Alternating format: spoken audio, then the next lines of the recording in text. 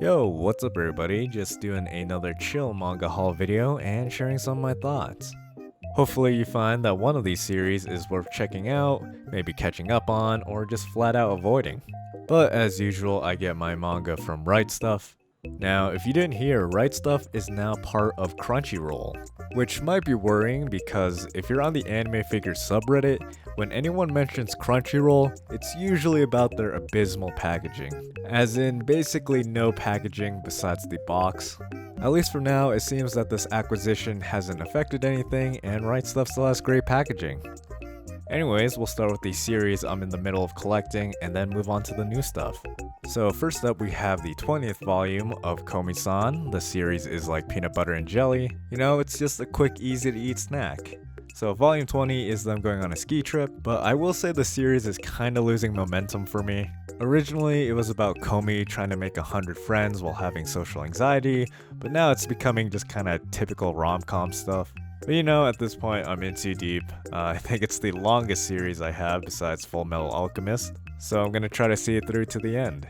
On a similar note, we have volume 13 of Nozaki-kun. This is also a 4-koma like Komi-san, but I actually like this one better. It just leans more into the comedy side of rom-com. But it's a little disappointing because Nozaki came out 5 years before Komi-san, but it only has half the number of volumes. This is still my go-to when I recommend like slice of life stuff to people.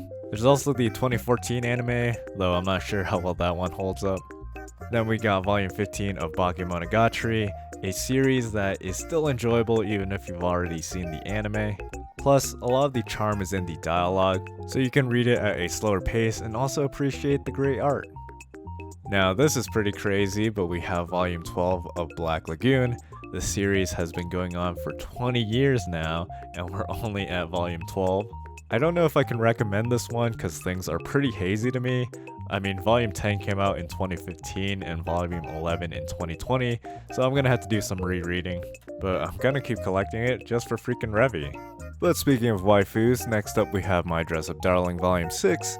Marin definitely carries this series, and all her different cosplay and outfits really help things from getting too stale, at least in the art department. But not much else to say. I mean, this is one of the most popular series of this year. Definitely worth picking up if you finish the anime and you can't wait for season 2. And then if you can't read this next one because it's an acid trip of a cover, it is 100 volume 7. You know, a silly zombie apocalypse with some dark moments, but you know, volume 7 really takes it into a really goofy direction, if this robot on the cover tells you anything. Another series that's kinda losing the magic for me, so I'm gonna give it one more volume. But one that I still really enjoy is Grand Blue Dreaming. After all, it's number 9 on my anime list as the top manga of all time. And while the series primarily focuses on the comedy, in volume 16 the romance side of things start to pick up, so if you're into that side of the story, it might be a good time to check it out again. But now let's move on to some of the new series I picked up. But just so you know, I really like going into manga blind, so I didn't do any research on these series beforehand. So the first one I picked up is The Geek X Hitman. Picked this one up purely based on the cover. It's a freaking cool stoic hitman just holding a body pillow. Like, no shame, he knows what he likes. But he really reminds me of Kiritsugu from Fate Stay Night Zero. You know, if he didn't care about the Holy Grail and just focused on the waifus. So the story is about Marco, a hitman from Italy, but not just any hitman, the best hitman. It's freaking anime, of course he's gonna be the best. But in the middle of a mission, he sees an anime figure, thinks it's super cute, quits his job, and moves to Japan. You know, Shonen Jump also has that new series called Sakamoto Days, which is basically the same premise, but instead of like settling down with a wife, he settles down for anime figures. But I mean, just look at him, he's living his best life, doesn't care what anyone thinks, but at the same time he looks like a total bamf. It's freaking otaku John Wick. And if you're watching my channel, you probably like anime figures. We finally have a protagonist we can truly relate to. It's like that Denji meme. He's just like us! You know, minus the whole badass hitman thing. Plus, I always enjoy characters that are complete opposites of how they look. You know, the whole Gap Moe thing. One moment he looks super scary, and next he looks like a freaking kid in the candy store. I'm surprised like half the anime figure community hasn't used this as their profile picture. But going back to the plot, like most Hitman stories, you can't simply quit that kind of world. So of course there are people after him trying to disrupt his peaceful life. I won't spoil too much, but there's also a female hitman in case you're worried the series doesn't have a waifu. And while Volume 1 has some action, I don't think the series overall is gonna have too much. But you know, we'll see how it turns out, but I'll definitely be picking up Volume 2.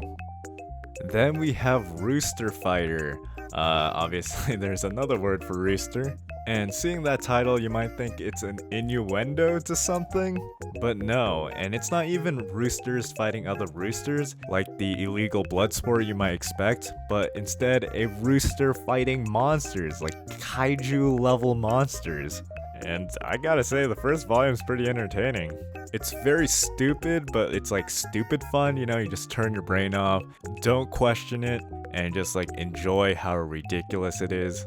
So our rooster is like a Giga Chad, a parody of like that old school tough guy who wanders city to city and has like this tragic backstory, and the art's pretty great. It is rated older teen, so there's gonna be blood and some more mature jokes. But the series plays it pretty straight, kind of like JoJo, where the humor comes from how serious everyone is in an over-the-top situation. So I'll probably give Volume 2 a try. Then we have this extra book for Delicious in Dungeon. This is a great fantasy and cooking manga.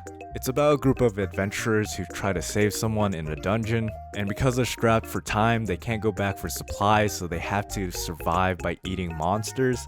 So this adventurer's bible includes an encyclopedia of the monsters they hunt and have to eat.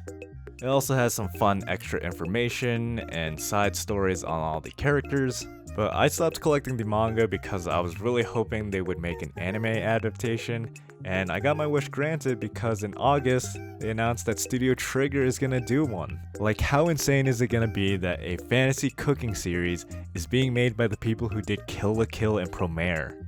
But finally, we get to our lovely plastic wrap section because these are all rated mature, or maybe immature because they're either edgy or contain a nipple. But first up we have Chain Soldier. Funny enough, I remember when I pre-ordered this, the cover and title was different, because I believe the original title in Japanese is like Slave of the Elite Magic Troops or something. So I'm pretty sure this got delayed a few times because they had to change the cover and title. I guess they thought it wouldn't sell as well. But the story is your usual anime trash where there are monsters, so soldiers with superpowers have to fight them, but for some reason only girls can get superpowers. And our main character ends up being a servant to one of them after being rescued.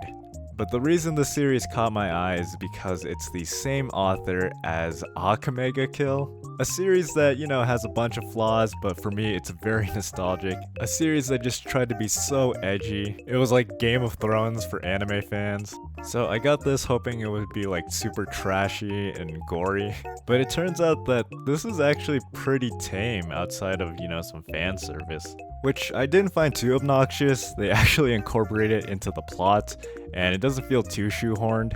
But I think it's fun enough that I might pick up Volume 2. But I did look it up, and they are making a PG-13 anime in 2023. But moving on, we have Wicked Trapper, Hunter of Heroes. Now, if you're looking for hot garbage, a dumpster fire, this is the manga for you. This is an isekai where a game designer becomes a dungeon master in this fantasy world, and he builds these brutal traps to kill heroes trying to invade and kill the demon princess. It's like if you watch Saw, but Jigsaw was the main character and he did it to protect his waifu. But the art style didn't really grab me. And if you're looking for trashy manga, I do think there are better ones out there that are more stupid and fun. Then, against my better judgment, I picked up the second volume of the Minecraft isekai, which also has a dark elf with white hair, so I couldn't resist.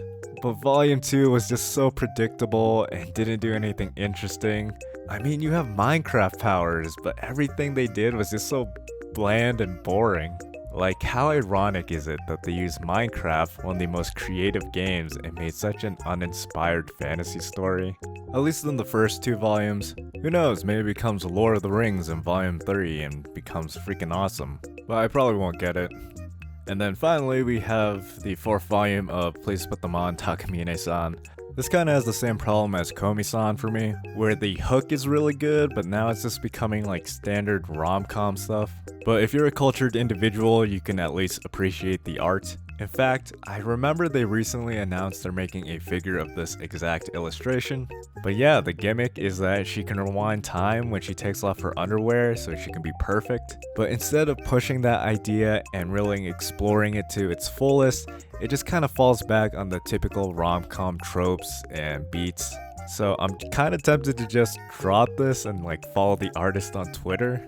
Now I have a lot more manga ordered, but with Right Stuff, when you buy in-stock things with pre-orders, sometimes they don't deliver everything until it's all out. But hopefully you enjoyed this 14 volume haul. If you want to see more manga, I also got 41 volumes in my last manga video, so if you want, go check that out. But as always, thanks for watching, subscribing would be awesome, and I hope to see you on the next video. Bye bye!